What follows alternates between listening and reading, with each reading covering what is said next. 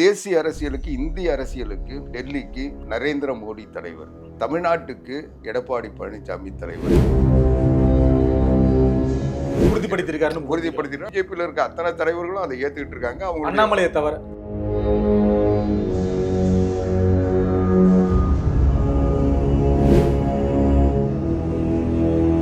எந்த கட்சியில குழப்பம் இல்ல, ஒரு தனிப்பட்ட திமுகவில் குழப்பம் இல்லையா? பொன்முடி கட்சியினுடைய துணை பொதுச் செயலாளர், அவரை நீக்கினது யாரு?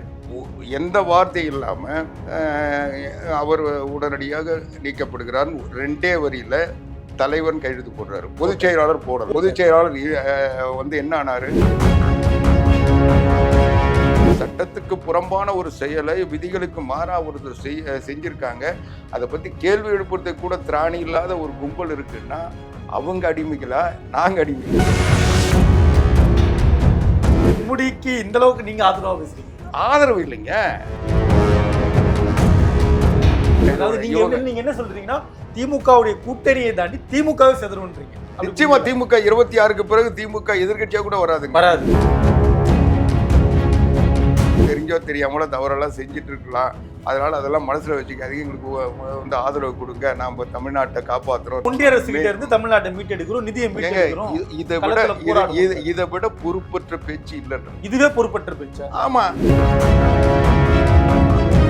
26க்கு பிறகு எடப்பாடி பழனிசாமி தமிழ்நாட்டின் முதலமைச்சர் ஆவதை மாற்றுறதுக்குரிய சக்தி தமிழ்நாட்டில் யாருக்கு இல்லை.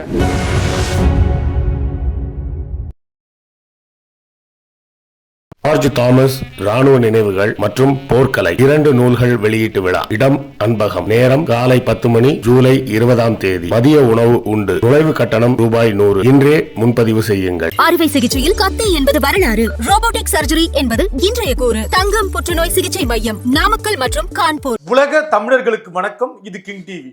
இன்றைக்கு நம்மோடு நேர்காணலில் இணைந்திருப்பவர் அண்ணா திராவிட முன்னேற்ற கழகத்துடைய செய்தி தொடர்பாளர் திரு ஆவடிக்குமார் அவர்கள். சார் வணக்கம். வணக்கம் சார். அதிமுகவுடைய தலைமையிலான ஒரு கூட்டணி, இந்த கூட்டணியுடைய தலைமைக்கு திரு எடப்பாடி அவர்கள் தான் தலைவர் அப்படின்றத திரு எல்முருகன் அவர்கள் சொல்லியிருக்காரு திருச்சியில நடந்த பத்திரிகையாளர் சந்திப்புல. இதை நீங்க எப்படி பாக்குறீங்க? அடுத்து என்ன சொல்லியிருக்காரு அப்படின்னா, ஆனால் முதலமைச்சர் வேட்பாளர் யார் என்பதை பிஜேபியுடைய மேலிடமும் திரு எடப்பாடி அவர்களையும் பேசி முடிவு செய்வார்கள் அப்படின்னு சொல்லியிருக்காரு. இது எப்படி பாக்குறது? இல்ல, அவருடைய கருத்தை சொல்லியிருக்காரு. அவர் கட்சியினுடைய தலைமையினுடைய பொறுப்பை சொல்லியிருக்காரு. அதனால இதை தவிர எதுவும் நான் அதுல இருந்து எடுக்க இது இல்லை. ஏன்னா மரியாதைக்குரிய தேசிய ஜனநாயக முன்னணியினுடைய இன்னைக்கு இந்தியா முழுக்க அதை வழிநடத்துறது, செயல்படுத்துறதுன்னு பார்த்தீங்கன்னா மரியாதைக்குரிய உள்துறை அமைச்சர் அமித்ஷா. தமிழ்நாடு இல்லை, இந்தியா முழுக்க நரேந்திர மோடியினுடைய சார்பா எல்லா பணிகளையும் எனக்கு தெரிஞ்ச வரைக்கும் அமித்ஷா தான் செஞ்சிட்டு இருக்காரு நான் நினைக்கிறேன். அப்படி இருக்க சொல்ல அவரே சென்னையில் அதிமுக பாரதிய ஜனதா கட்சி கூட்டணி அறிமுகப்படுத்துற நேரத்தில் அவர் தெளிவாக சொல்லியிருப்பாரு. நீங்க அந்த பழைய காணொலிகளை எடுத்து பார்த்தீங்கன்னா தெரியும். அப்போ என்ன சொல்லியிருப்பாரு? தேசிய அரசியலுக்கு, இந்திய அரசியலுக்கு டெல்லிக்கு நரேந்திர மோடி தலைவர், தமிழ்நாட்டு சட்டமன்ற தேர்தலுக்கு எடப்பாடி பழனிசாமி தலைவர். அவர் அப்படிதான், அதுதான் அவர் தான் தலைவர். அவர் தான் தலைவர். ஆனா முதலமைச்சர் அதுதான் சொல்றேன். அவர் சொல்லிட்டு அடுத்து என்ன சொல்றாரு? இந்த தேர்தலை அவருடைய தலைமையில் சந்திப்போம், ஆட்சி அமைப்பதை பற்றி பங்கேற்பதை பற்றி அவருடைய தலைமையில் முடிவு செய்வோம் அவர் தெளிவா சொல்லியிருக்காரு. அதனால எடப்பாடி பழனிசாமி தான் முதலமைச்சர்ன்றதை அவர் ஏற்கனவே உறுதிப்படுத்திருக்காரு. அதை தமிழ்நாடு காங்கிரஸ் பாரதிய ஜனதா கட்சியினுடைய தலைவர் மரியாதைக்குரிய நயினார் நாகேந்திரன் பலமுறை அதை சொல்லிட்டாரு. இன்னும் சொல்ல போனா பிஜேபியில் இருக்க அத்தனை தலைவர்களும் அதை ஏத்துக்கிட்டு இருக்காங்க. அவங்க அண்ணாமலையை தவிர அண்ணாமலை கூட தலைமையினுடைய முடிவுக்கு கட்டுப்படுவான்னு தான் சொல்லிட்டு இருக்காரு. கடந்த காலங்களில் கேட்கும்போது நான் விரும்புவது பிஜேபி ஆட்சின்றார். எந்த கட்சியை கேட்டாலும் அந்த கட்சி நான் விரும்புவது எங்க கட்சியினுடைய ஆட்சின்னு தான் சொல்லுவாங்க. அதனால அவர் அந்த வகையா தான் பார்க்கணும். ஏன்னா அவர் நேற்றைக்கு வரைக்கும் அவர் பாரதிய ஜனதா கட்சியுடைய மாநில தலைவராக இருக்கிற வரைக்கும் அவருடைய சொல் கட்சியினுடைய சொல்ல எடுக்கப்படும். இன்னைக்கு ஒரு தனிநபருடைய வார்த்தையா தான் நீங்க பார்க்க. பிஜேபியில் இருக்க ஒரு நபர், பிஜேபியில் இருக்கக்கூடிய ஒரு நபர், அவர் பிஜேபி முன்னாள் தலைவர், முன்னாள் தலைவர் முக்கியமான நபர் அப்படின்றாங்க. ஆனா எனக்கு தெரிஞ்சு பிஜேபியினுடைய நடைமுறையை நான் பார்த்த வரைக்கும் நான் சமகாலங்கள்லையும் சரி அதுக்கு முந்தின காலங்களிலும் சரி பிஜேபியினுடைய தலைவர் என்ன சொல்றாரோ அதுதான் வந்து ஒரு கருத்தா பார்க்கப்படும். அவர் அதனால முன்னாள் தலைவர்ன்றதுனால அவர் சொல்றது ஏற்றுக்கொள்ள வேண்டும், விவாத பொருளா கூட மாற்ற வேண்டாம். அதனால அவருடைய கருத்து ஒவ்வொரு தனிநபர்களுடைய கருத்துக்கெல்லாம் வந்து ஒரு கட்சி விவாதம் நடத்திட்டு இருந்தா வந்து அது எங்கேயோ போயிருந்தா, அதனால அது ஒரு இஷ்யூவே இல்லை. ஏன்னா அவரை கட்டுப்படுத்த வேண்டியது அல்லது அவருடைய கோரிக்கைகளை கண்காணிக்க வேண்டியது அல்லது அது அந்த கட்சி தலைமை பார்த்துக்கும், அது அவங்களுடைய வேலை. எங்களுக்கு வந்து அதிமுக பாரதிய ஜனதா கட்சி கூட்டணி என்பது இன்றைக்கு தமிழ்நாட்டில் ஒரு கீழ்மட்ட அளவில் ஒரு தெளிவான கூட்டணியாகவும் இணக்கமான கூட்டணியாகவும். கீழ்மட்டம்ன்றது நீங்க எதை சார் சொல்றீங்க? தளத்திலையா? தொண்டர்கள் மத்தியில், நிர்வாக மத்தியில், தொண்டர்கள் மத்தியில் எல்லா வகையிலும் இன்னைக்கு வந்து ஒரு தெளிவான நிலையில இருக்கு, உறுதியான நிலையில இருக்கு. இன்னும் சொல்ல போனா இந்த ஆட்சியை ஒழிப்பதற்கு இதை தவிர வேற வழி இல்லைன்ற ஒரு நிலைக்கு வந்துட்டாங்க. அதனால எங்களுக்கு எந்த வித இன்றைக்கு ஊடகங்கள் அது ஆளுங்கட்சியினுடைய நெருக்குதல்ல சில செய்திகளை விவாத பொருளாக எல்லா ஊடகங்களும் அப்படி கிடையாது. எல்லா ஊடகங்களும் இல்ல, அடிப்படை புரிதலுக்காக தான் நம்ம அப்படி கேட்கல. இல்ல ஊடகங்கள்னு சொல்றது நீங்க எதை சொல்றீங்கன்னு தெரியல. நான் மெயின் ஸ்ட்ரீம் மீடியாவை சொல்றேன். மெயின் ஸ்ட்ரீம் மீடியா எல்லாமே அப்படிதான் இருக்குன்றது எல்லாருக்குமே தெரியும். அதனால நீங்க ஊடகங்கள்ன்றது மெயின் ஸ்ட்ரீம் மீடியா மட்டும் இல்ல, பத்திரிகை ஊடகங்களும் அப்படிதான் இருக்கு. அதனால அதுக்கு பல காரணங்கள் இருக்கு. அந்த காரணங்கள் என்னால புரிஞ்சுக்க முடியுது. அதனால அந்த விவாதத்துக்குள்ள வரல. அதனால நான் அது குறை சொல்ல, அவங்களுடைய நிலைமையை சொல்றேன். அதனால குழப்பமே இல்லைன்னு புரிஞ்சுக்க முடியுதா? திருப்பி நீங்க திமுகவை சார்ந்த கூட்டணி கட்சிகள் சொல்றது ஒரு குழப்பம் இருந்துட்டே இருக்கு அப்படின்றாங்க. இல்லைங்க, இப்போ எந்த கட்சியில குழப்பம் இல்லை, ஒரு தனிப்பட்ட திமுகவில் குழப்பம் இல்லையா? துரைமுருகன் பொதுச் செயலாளர் தொடர்வாரா தொடரலையான்னு விவாதம் போயிட்டு இல்லையா? கட்சியினுடைய பொதுச் செயலாளர் அந்த நிலைமை. இன்னும் சொல்ல போனா திமுக நீங்க இந்த ஊடகங்களை நான் குறை சொன்னது காரணம், இன்னொரு காரணம் என்ன, ஊடகங்கள் இன்னைக்கு வந்து திமுகவில் ஏற்பட்டிருக்கின்ற எந்த பிரச்சனையும் பேசல. இன்னைக்கு திமுகவில் இருக்கிறது போல ஒரு அதிகார போராட்டம் எந்த கட்சியில எந்த காலத்தில் இருந்ததில்லை. இன்னைக்கு தலைமையில் மிகப்பெரிய போராட்டம் அதிகார போராட்டம் இன்னைக்கு நடந்துகிட்டு இருக்கு. இன்னைக்கு திமுக ஜனநாயக கட்சின்ற நிலையிலிருந்து மாறி இன்னைக்கு ஒரு குடும்ப ஆட்சி, குடும்ப நிறுவனமா மாறிட்டு இருக்கு.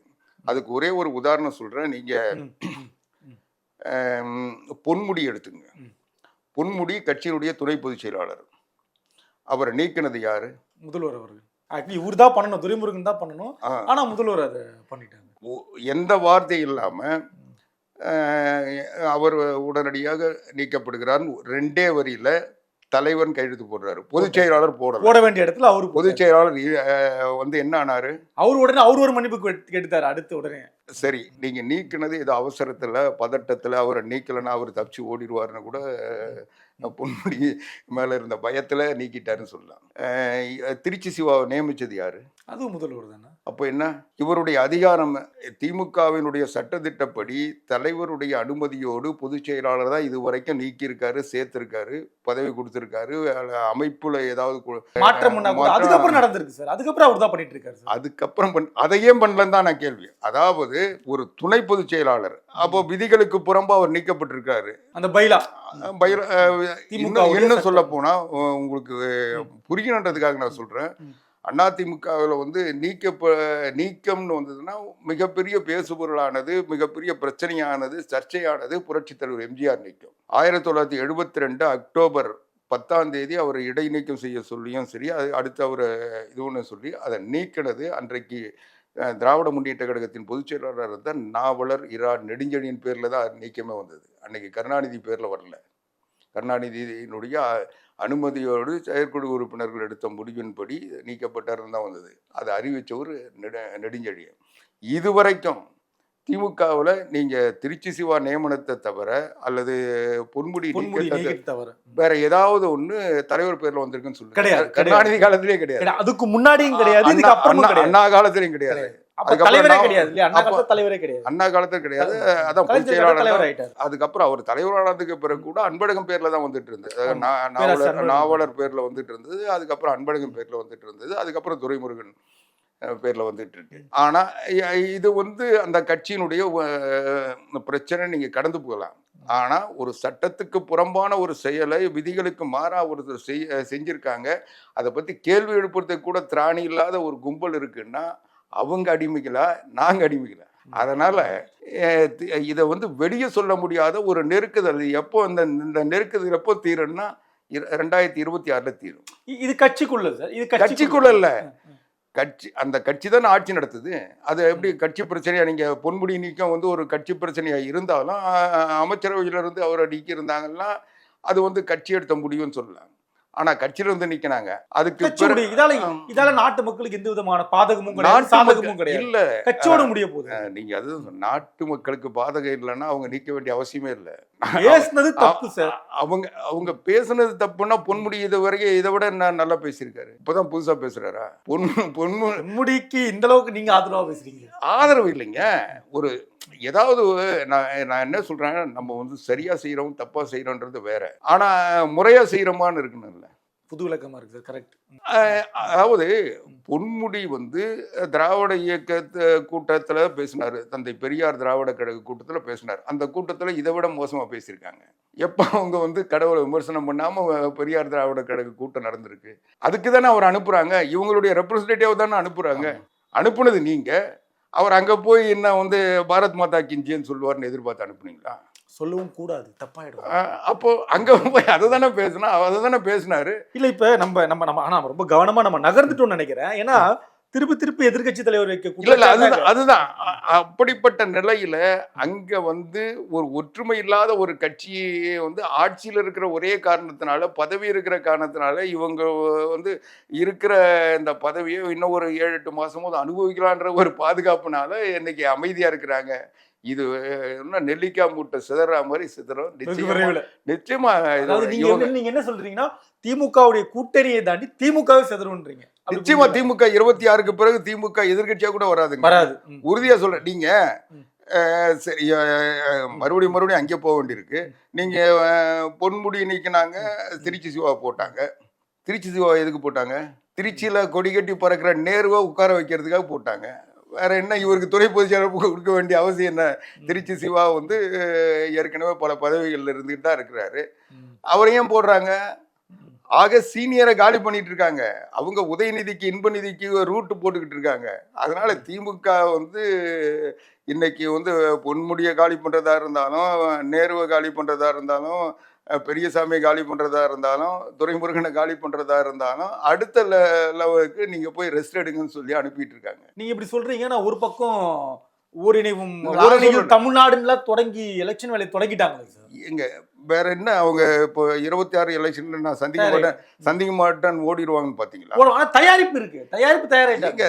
அதாவது போட்டோ ஷூட் நடத்துறதோ, இந்த வந்து ஸ்டிக்கர் ஒட்டுறதோ, வீடு வீடா போய் மக்களை பாருங்க, எதிர்கட்சிக்காரங்களை கட்டாயம் பாருங்க அப்படின்றாரு முதலமைச்சர். அவரு அப்போ என்ன இவ்வளவு நாள் பார்க்காம இருக்கீங்கன்னு தானே பொருள்.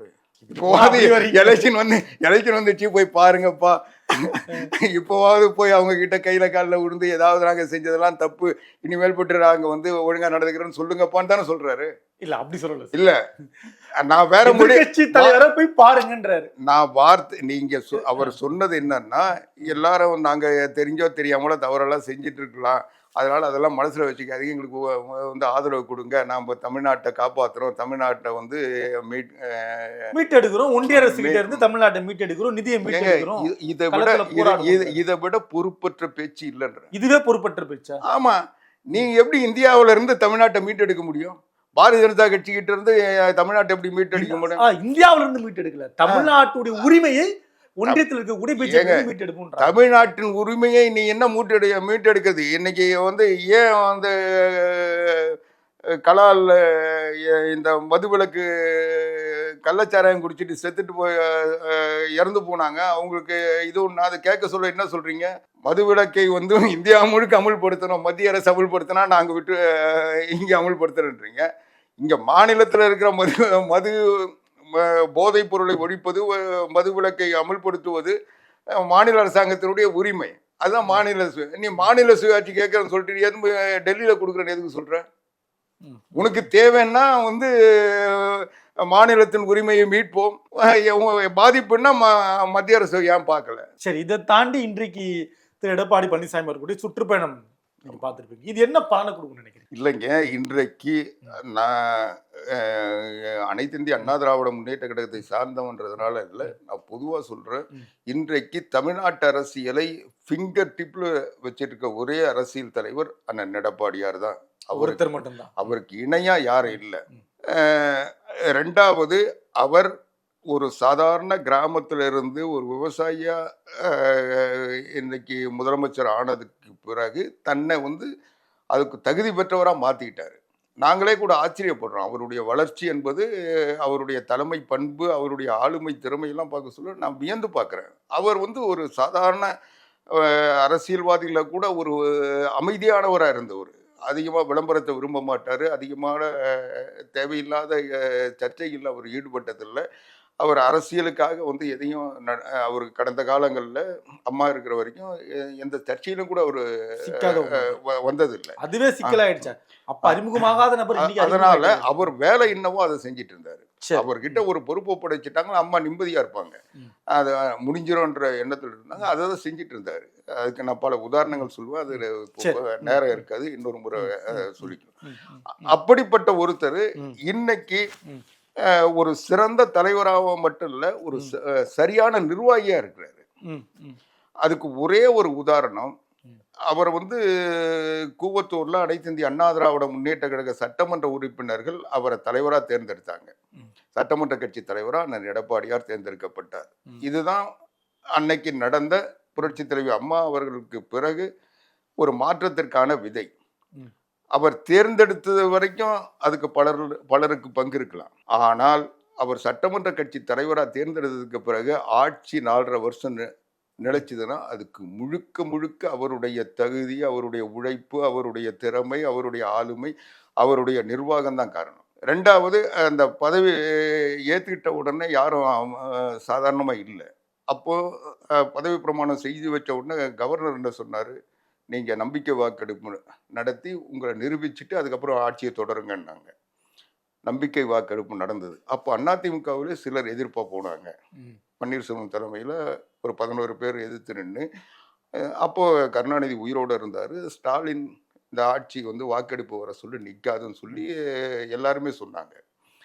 பன்னீர்செல்வம் கூட சேர்ந்து சொன்னார், இந்த ஆட்சி நிற்கிதா பாருங்க, வாக்கெடுப்பு மீதே நம்பிக்கையில்லா தீர்மானம், நம்பிக்கைக்கு ஒரு தீர்மானம் எடப்பாடியார் கொண்டு வர சொல்ல. அப்போ எல்லாரும் கேட்ட உடனே அப்போ எந்தவித பதட்டம் இல்லாத அதை சந்திச்சாரு. அப்போ எல்லாருமே நினைச்சாங்க இவங்க கட்சியிலேயே பிரச்சனை இருக்கு, ஓ பன்னீர்செல்வம் வேற தர்ம யுத்தம் பண்ணிட்டு இருக்காரு, இவர் பின்னால இவ்வளவு பேர் இருக்காங்க, என்ன ஆகுமோன்னு ஒரு பதட்டம் இருந்தது. ஆனா எந்தவித பதட்டமும் இல்லாம அந்த நம்பிக்கை வாக்கெடுப்பு பெற்று எல்லாருமே நினைச்சாங்க என்ன முடிவு வருமோன்ட்டு. ஆனா இவர் மறுபடியும் முதலமைச்சர் வெளியே வந்தாரு. இவர் ஆட்சி விட்டு இறக்குறன்னு சொன்ன ஸ்டாலின் சொக்கையை கிழிச்சுக்கிட்டு போய் கவர்னர் கிட்ட என்ன அடிச்சிட்டாங்கன்னு நின்னாரு. இல்ல சார், இது கடந்த காலம் நடந்தது. இல்ல இது சுற்றுப்பயணத்துக்கு என்ன தொடர்பு? இதுதான் அவருடைய நிர்வாக திறமை. சரி, அதற்கு பிறகு தினகரன் இவரை நான் ஆட்சியில உட்கார வைக்க மாட்டேன்னு சொன்னாரு. 18 பேரை வச்சுக்கிட்டு அவர் கவர்னர் 18 பேரை வச்சுக்கிட்டு 18 சட்டமன்ற உறுப்பினர்களை கையில் வச்சுக்கிட்டு கவர்னர்கிட்ட போய் எங்களை நாங்கள் அவருக்கு ஆதரவு தரமாட்டோம், நாங்கள் அதிமுக எடப்பாடி பழனிசாமியை ஏற்றுக்க மாட்டோம், தலைமை ஏற்றுக்க மாட்டோம் அப்படின்னு கொடுத்தாங்க. கடைசியில் என்னாச்சு, அந்த 18 பேர் பதவி எடுத்து வீட்டில் கிடக்குறாங்க. இவர் முதலமைச்சரா 4.5 வருஷம் இருந்தார். அதுதான் அவருடைய திறமைக்கு எடுத்துக்காட்ட. நான் இப்படி பல உதாரணங்கள் சொல்லிட்டு அதனால அதே மாதிரி நீங்க சொன்ன இந்த சம்பவம் கூட பாரதிய ஜனதா கட்சி கூட நான் சொல்றேன், அது தேவையில்லைன்னு நினைச்சேன். இருந்தாலும் அவருடைய ஆளுமையை சொல்லணும்னா அது சொல்ல வேண்டியிருக்கு. இதே அண்ணாமலை எடப்பாடி பழனிசாமியை ஏத்துக்க மாட்டேன், அண்ணாவை ஏத்துக்க மாட்டேன், அம்மாவை விமர்சனம் பண்ணாரு, கடுமையான விமர்சனம் பண்ணாரு, எல்லாம் பண்ணாரு. இன்னைக்கு அவர் இல்லைன்னா தான் பாரதிய ஜனதா கட்சியோட கூட்டணி சேருவேன்னு சொன்னாரு, சேர்ந்தாரு. அதனால எதையும் எப்போ செய்யணும், எப்படி செய்யணும் என்றத தமிழ்நாட்டில் எல்லாரை விட எடப்பாடி பழனிசாமி அவர்களுக்கு தெரியும், அதை செய்வார். தமிழ்நாட்டில் நீங்க வேணா எழுதி வச்சீங்க, 26க்கு பிறகு என்ன சந்திக்க தான் போறீங்க. அப்ப கேளுங்க, எடப்பாடி பழனிசாமி தமிழ்நாட்டின் முதலமைச்சர் ஆகிறத மாற்றுறதுக்குரிய சக்தி தமிழ்நாட்டுல யாருக்கும் இல்ல. நிச்சயம் தேர்தலில் எடப்பாடி பழனிசாமி முதலமைச்சர் ஆவாரு. அதற்குரிய வியூகம் அவருக்கு நிச்சயமா மற்றவர்களை காட்டிலும் சிறப்பாக வகுத்து வச்சிருக்காரு, வகுப்பாரு. அவர் நிறுத்துற வேட்பாளர்கள் வெற்றி பெறுவாங்க. மிகப்பெரிய பெரும்பான்மையோடு அதிமுக ஆட்சி அமைக்கும். உங்க நேரம் ஒதுக்கி வந்ததுக்கு ரொம்ப நன்றி. ஜார்ஜ் தாமஸ் ராணுவ நினைவுகள் மற்றும் போர்க்கலை 2 நூல்கள் வெளியீட்டு விழா. இடம் அன்பகம். நேரம் காலை 10 மணி, ஜூலை 20ஆம் தேதி. மதிய உணவு உண்டு. நுழைவு கட்டணம் ரூபாய் 100. இன்றே முன்பதிவு செய்யுங்கள். அறுவை சிகிச்சையில் கத்தை என்பது வரலாறு, ரோபோட்டிக் சர்ஜரி என்பது இன்றைய கூறு. தங்கம் புற்றுநோய் சிகிச்சை மையம், நாமக்கல் மற்றும் கான்பூர்.